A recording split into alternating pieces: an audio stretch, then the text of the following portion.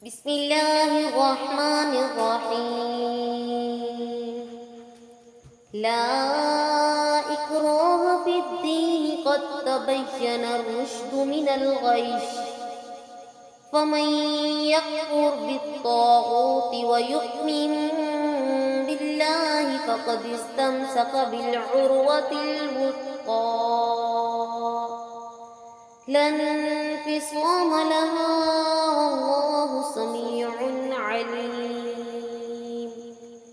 الله ولي الذين آمنوا يخرجهم من الظلمات إلى النور، والذين كفروا أولياؤهم الطاغوت يخرجونهم من النور إلى الظلمات، أولئك أصحاب النار هم فيها خالدون.